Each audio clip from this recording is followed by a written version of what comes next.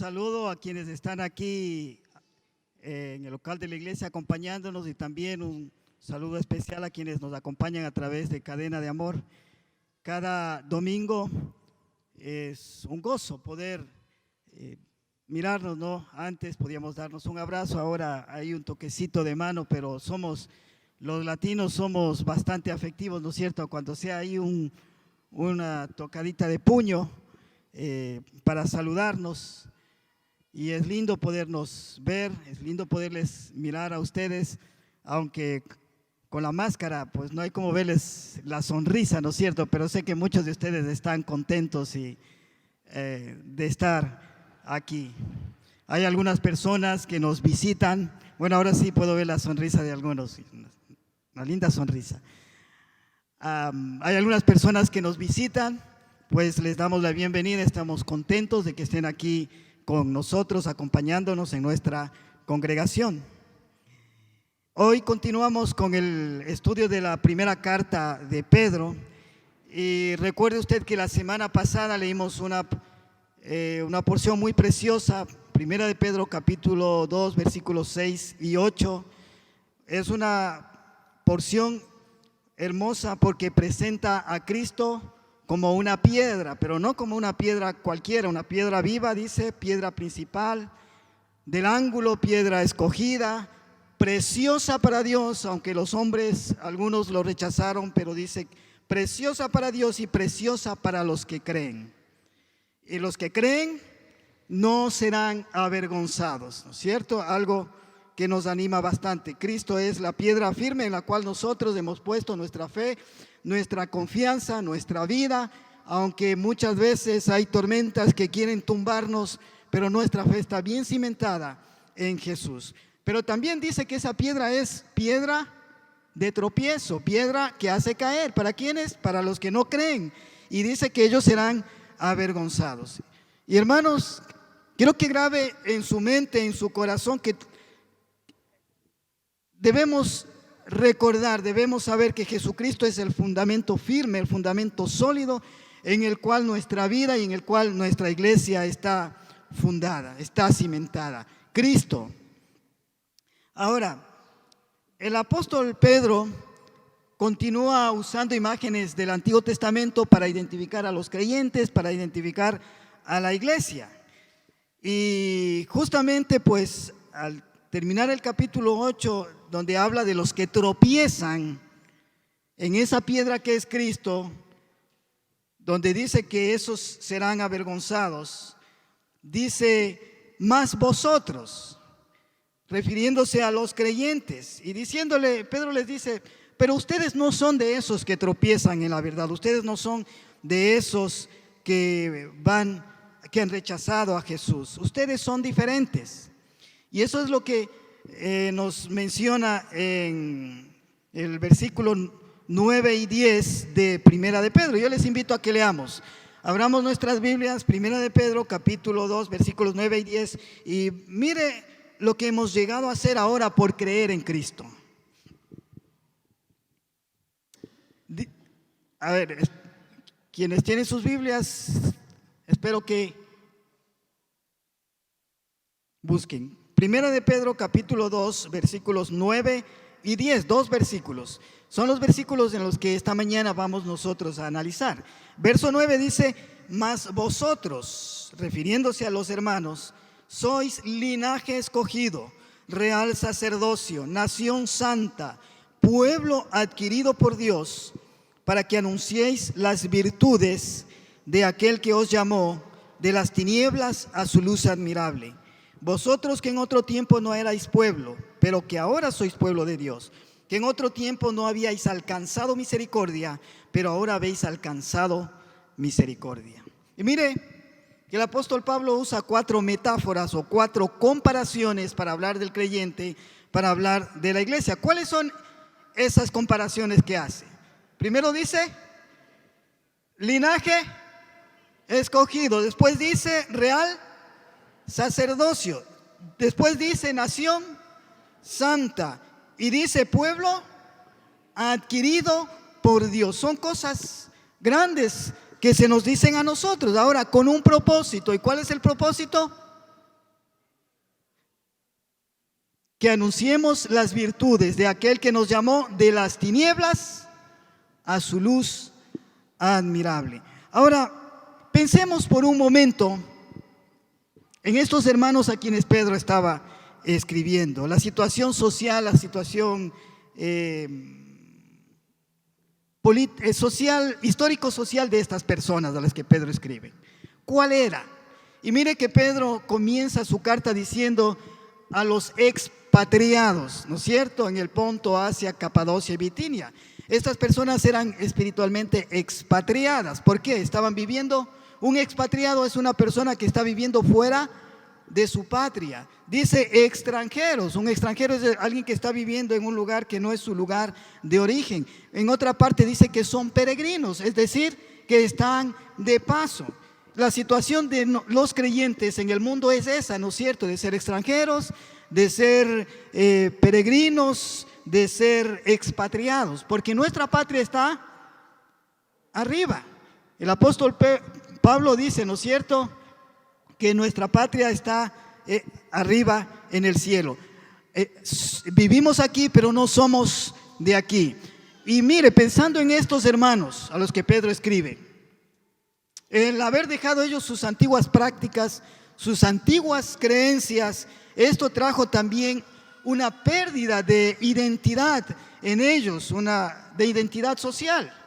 Y por eso es que Pedro quiere animarles a ellos, para que ellos se sientan que no están siendo rechazados por todo el mundo, sino que Dios los ha aceptado como el grupo más valioso de la tierra. Ellos ahora pertenecen al grupo más valioso de la tierra. Quizá fuera los otros les están rechazando y han perdido su identidad social, pero ellos ahora pertenecen a una nueva comunidad. Quisiera que esto se grabe en su mente, hermano. Ser parte de la familia de los creyentes en Cristo es el más grande privilegio que un ser humano puede tener. Ser parte de la familia de los creyentes en Cristo es el más grande privilegio que nosotros podemos tener, y se nos ha dado una nueva identidad.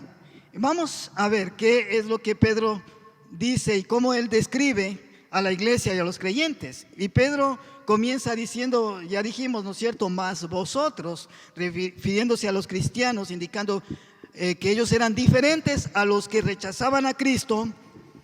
Y dice, más vosotros sois linaje escogido. Y esta palabra linaje está indicando personas que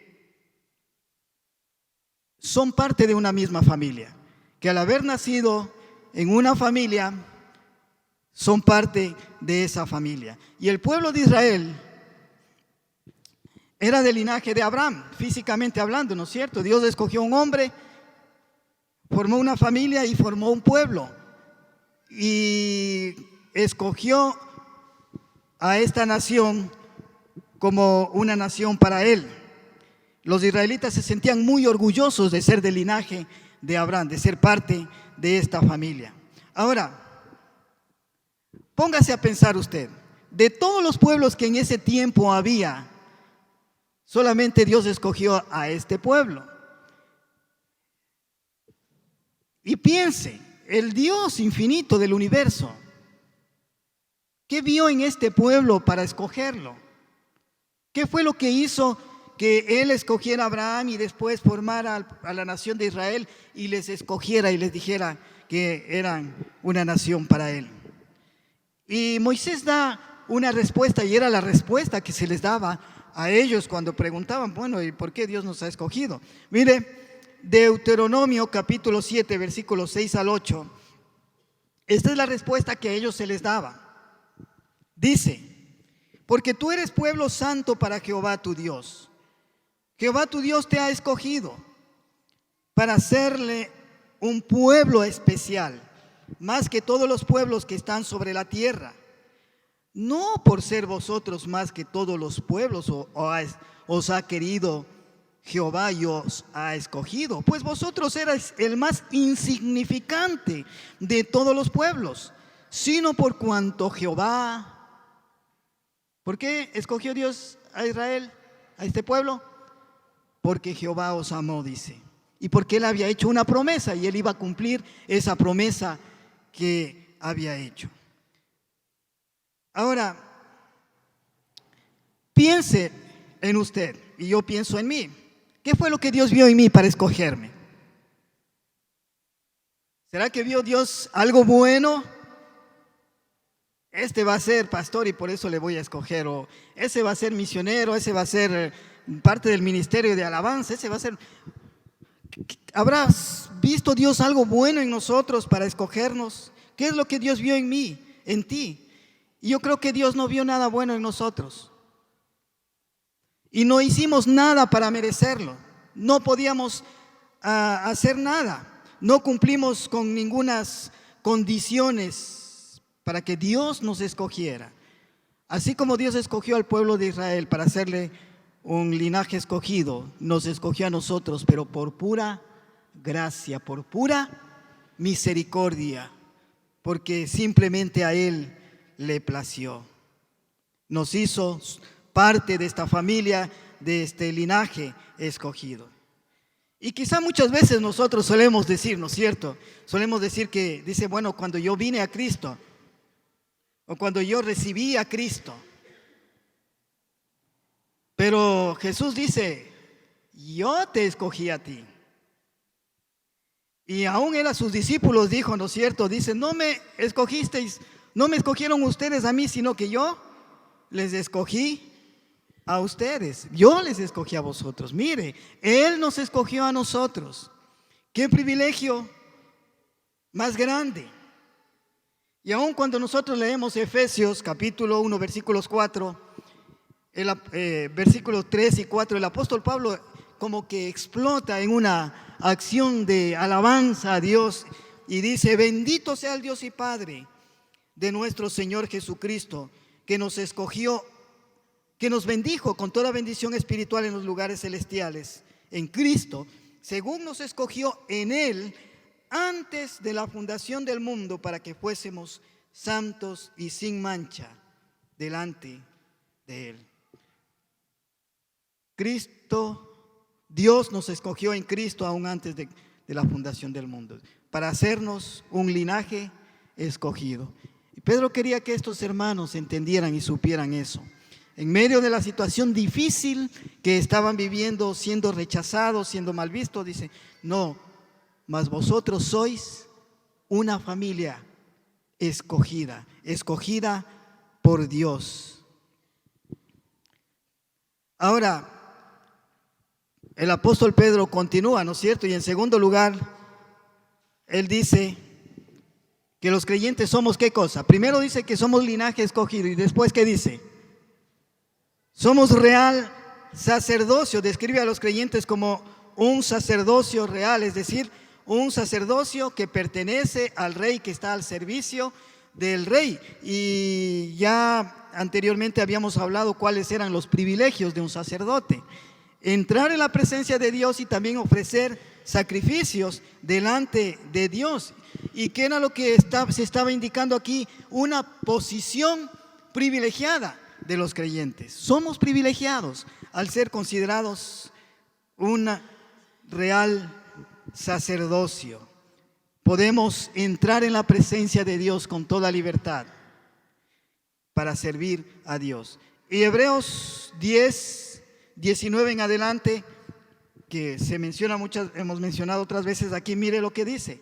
Así que, hermanos, teniendo libertad para entrar en el lugar santísimo por la sangre de Jesucristo, por el camino nuevo y vivo que Él nos abrió a través del velo, estando en su carne y teniendo un gran sumo sacerdote sobre la casa de Dios, ¿qué dice? Acerquémonos con corazón sincero, en plena certidumbre de fe, purificados los corazones de mala conciencia y lavados los cuerpos con agua pura. Ahora, somos sacerdotes, somos real sacerdotes, pero aquí se nos indica cómo es que nosotros debemos acercarnos ante Dios como sacerdotes, ¿no es cierto? La primera cosa que se nos dice es que podemos acercarnos con toda libertad, con toda libertad. No necesitamos de intermediarios. No necesitamos santos, vírgenes, personas. Dice que teniendo libertad, usted como un hijo de Dios, como un sacerdote real, tiene libertad para entrar en la presencia de Dios. Entramos con libertad, pero entramos a través de Jesús, por el sacrificio que Él hizo en la cruz, no por nuestros propios méritos. También dice que entramos con un corazón sincero, que entramos con fe. Y cuando dice lavados los cuerpos con agua pura, habla de que entramos en santidad, ¿no es cierto? Confesando nuestros pecados, pidiéndole perdón, pidiendo limpieza para nuestra vida. Tenemos libertad para entrar. Y otra vez Pedro está tratando aquí de que estos hermanos entiendan y nosotros entendamos que somos algo especial para Dios. Somos un real sacerdocio. Pedro continúa describiendo a los creyentes. Dice, ha dicho que somos un linaje escogido, real sacerdocio. ¿Y qué más dice? Nación santa, nación santa. El pueblo de Israel era considerado una nación santa en el sentido de que ellos eran apartados del resto de naciones, eran apartados para Dios. Los cogió y los puso aparte para que ellos sean diferentes, para que ellos a su vez muestren que ellos sirven a un Dios santo. Eran santos en el sentido de que eran apartados de las demás naciones, pero ellos, su comportamiento debía ser también un comportamiento santo. Y esto era verdad para los creyentes a los que Pedro escribe y para nosotros, es verdad, ¿no es cierto? Antes de conocer a Dios nosotros, pues no éramos de ese pueblo, esa nación santa, ese pueblo escogido, no éramos. No habíamos experimentado la misericordia de Dios, pero ahora lo hemos experimentado. Y alguien dijo que la santidad es un estado y también es un camino. Es un estado porque cuando nosotros creemos en Cristo para salvación, inmediatamente la santidad de Cristo es puesta en nosotros. Y ahora Cristo ya no nos vea como éramos antes, ahora vea a Cristo, a Dios, el Padre ve a Cristo en nosotros. Entonces, en ese sentido la santidad es un estado, somos santos, pero en otro sentido es un camino porque todavía dentro de nosotros hay esa lucha con nuestra propia carne, con nuestra naturaleza pecaminosa. Aunque hemos llegado a Cristo, hemos puesto nuestra fe y nuestra confianza en Él, pero estamos en ese proceso de crecer cada día en santidad. Eso es lo que Él espera.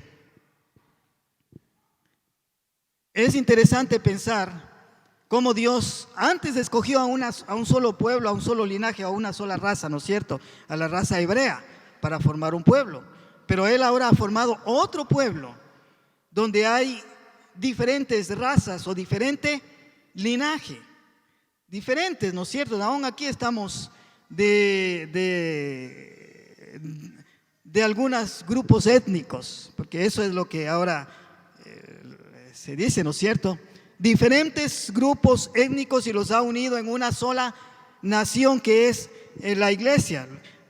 Los que hemos sido santificados por Dios, hemos sido separados por la sangre de Cristo para Dios. Él nos ha apartado del mundo, pero no nos ha sacado del mundo. Y Jesús, cuando oró a sus discípulos, dijo, ¿no es cierto? No pido que los saques del mundo, sino que los guardes del mal. Nos ha apartado del mundo, pero nos tiene todavía allí para que nosotros reflejemos el carácter de Dios en quienes nos rodean. Ahora, somos una nación santa y estamos llamados a marcar la diferencia en nuestra forma de vivir. Debemos vivir diferente al resto de personas. Y Pedro quiere animarles a estos hermanos de esta manera. Ustedes son una nación santa, han sido escogidos para Dios, ahora le pertenecen a Dios, han recibido su misericordia, Por eso ahora ustedes no forman parte de este mundo, pero fueron apartados para Dios, para que ustedes ahora reflejen la santidad de Dios en su vida, en su forma de vivir. Por último, el apóstol Pablo dice, ¿qué dice? Linaje escogido, real sacerdocio, nación santa. ¿Qué más dice? Pueblo adquirido por Dios. Pueblo adquirido por Dios. Y en el Antiguo Testamento el pueblo de Israel pertenecía a Dios. Era de su posesión. Y lo que en el Antiguo Testamento se decía del pueblo de Israel, ahora se dice de nosotros, la iglesia. Ahora, Pedro dice, ustedes son pueblo adquirido por Dios. Y obviamente, ¿cómo nos vamos a hacer de él? Porque Pedro ya ha dicho, ¿no es cierto? ¿Qué dice? Primera de Pedro 1, 18 y 19, él dice, sabiendo que fuisteis rescatados de vuestra vana manera de vivir, la cual recibisteis de vuestros padres, no con cosas corruptibles como oro o plata, sino con ¿qué? Con la sangre preciosa de Cristo, como de un cordero sin mancha y sin contaminación. Por eso es que ahora somos un pueblo adquirido. Él nos adquirió, nos compró a un precio muy alto. Somos de Él. Y como ahora le pertenecemos a Él, también nosotros le debemos lealtad. ¿No es cierto? Ahora le pertenecemos a Él. Él es nuestro dueño. Ahora le debemos lealtad a Él. Y 1 Corintios 6, 19 y 20 dice, ¿o ignoráis que vuestro cuerpo es templo del Espíritu, el cual está en vosotros, el cual tenéis de Dios? ¿Y qué más dice? Y que no sois vuestros, porque habéis sido comprados por precio. Glorificad pues a Dios en vuestro cuerpo y en vuestro espíritu, los cuales son de Dios. ¿Y cuán fácilmente se nos olvida esto? Que ahora ya no nos pertenecemos a nosotros mismos. Y seguimos nosotros queriendo usar nuestros ojos para hacer lo que nosotros queremos, yendo contra lo que Dios quiere, nuestras manos, nuestra boca, nuestros pies. Dice, yo les compré, dice Dios, ahora ustedes son míos.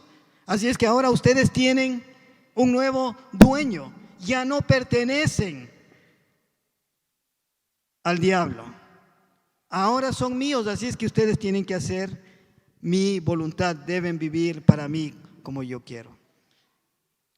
Ahora, Dios no nos ha hecho un linaje escogido, un real sacerdocio, una nación santa, un pueblo adquirido por gusto. Nos hizo con un propósito, ¿no es cierto? Vamos a leer otra vez esta porción. Primera de Pedro 2:9 dice, mas vosotros sois linaje escogido, real sacerdocio, nación santa, pueblo adquirido por Dios, para que anunciéis las virtudes de aquel que os llamó de las tinieblas a su luz admirable. Dios ha hecho una tremenda obra de salvación en nosotros. Y esto es un privilegio, pero también es una responsabilidad. Siempre, ¿no es cierto?, están a la par los privilegios y las responsabilidades. A veces nosotros solo queremos disfrutar de los privilegios, pero aún en la responsabilidad que se nos da aquí, también debemos considerarlo como un privilegio. Esa responsabilidad de anunciar las virtudes de aquel que nos llamó de las tinieblas a su luz admirable. Antes estábamos en tinieblas, ahora estamos en luz. ¿Y cuáles son esas virtudes que debemos anunciar? ¿Qué es lo que se le viene a la mente a usted? ¿Qué virtudes son las que va a anunciar? Las virtudes de aquel. ¿Qué es lo primero que se le viene a la mente? A mí lo que primero se me vino a la mente fue el Evangelio, las buenas noticias de salvación.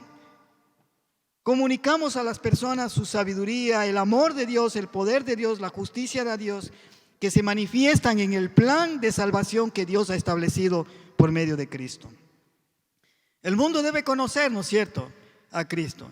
Y una de las formas, uno de los instrumentos que Dios usa es la iglesia. ¿Y cómo debe la iglesia proclamar las virtudes de Dios? ¿Cómo? Básicamente podemos decir a través de la predicación, a través de la enseñanza de la palabra de Dios y a través de vidas cambiadas, transformadas. Es un testimonio poderoso cuando uno en medio de las tinieblas resplandece con la luz de Dios. Y obvio que la gente se ve, ¿no es cierto? Ese habla diferente, ese se comporta diferente, no participa de los chistes de doble sentido que los otros participan. Algo tiene de diferente. Está manifestando las virtudes de Dios. ¿Y sabe qué? Yo creo que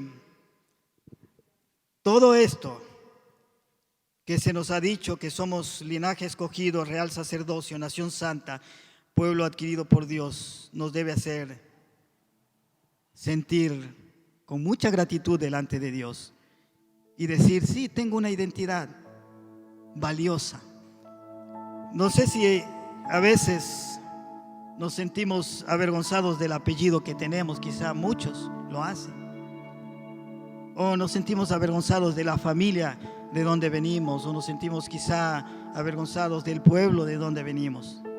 Pero como cristianos, Dios nos ha dado una identidad especial y obviamente con un propósito especial de que nosotros manifestemos el carácter de Dios en nuestras vidas.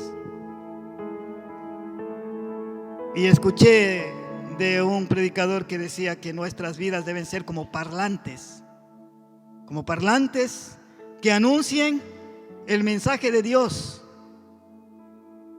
con lo que hablamos, pero también con nuestra forma de vivir, como carteles. Y qué vergüenza es cuando algunas personas se identifican como cristianos, como creyentes, pero su vida es completamente diferente. Y cuando dicen, ese es tu hermano, dicen, y uno agacha la cabeza con vergüenza. Somos llamados a vivir como lo que somos. Y si decimos que somos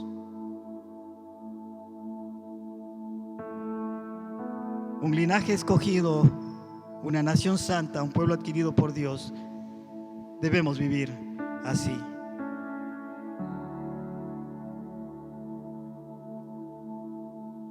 Vamos a orar y vamos a dar gracias a Dios por lo que somos, pero también vamos a pedir a Dios que nos ayude a vivir como Él quiere que vivamos. Recordar que somos hijos de Dios, somos posesión suya, que nos ha escogido, que nos ha apartado para Él, que tenemos libre acceso a Él, que podemos ir a su presencia confiadamente y que podemos y debemos anunciar las virtudes del que nos salvó. Oremos. Queremos darte gracias, Señor. Todas estas cosas que leemos aquí que usted ha hecho de nosotros, en realidad, Señor, parece que son títulos que nos quedan demasiado grandes. Pero no depende de nosotros, de cómo quizá nosotros nos sintamos, sino depende de ti, Señor, y de lo que tu palabra dice que somos. Gracias por habernos hecho una familia escogida. Gracias, Señor, porque usted ha formado a este pueblo especial con diferentes tipos de personas, hombres, mujeres y de diferentes etnias. Gracias porque podemos llamarnos hermanos. Gracias porque usted nos ha hecho un real sacerdocio y podemos ir libremente a su presencia.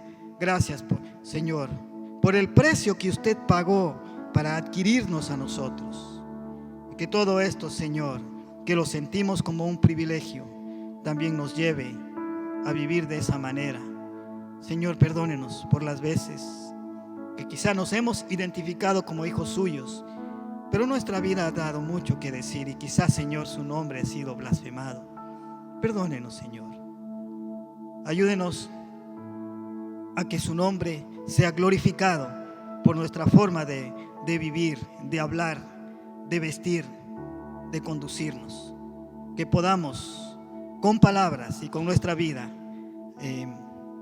anunciar, proclamar sus virtudes, su amor, su salvación al mundo. Háganos valientes en todo esto, Señor. Le damos gracias por lo que usted ha hecho, por lo que usted está haciendo y por lo que usted hará. Bendiga esta que es su iglesia. Bendiga, Señor, a quienes servimos aquí. Bendiga a cada una de las familias que están aquí representadas. Señor, cada uno con su historia, cada uno con sus dificultades, cada uno con su dolor, cada uno, Señor, con cosas que a veces no sabemos cómo resolver. Usted es poderoso, Señor, y que nuestra fe y nuestra confianza no desmaye, aún en medio de esas dificultades en las que estamos siendo probadas, Señor. Que aún allí en medio de esto podamos glorificarle a usted. Gracias le damos por todo, en el nombre de Jesús.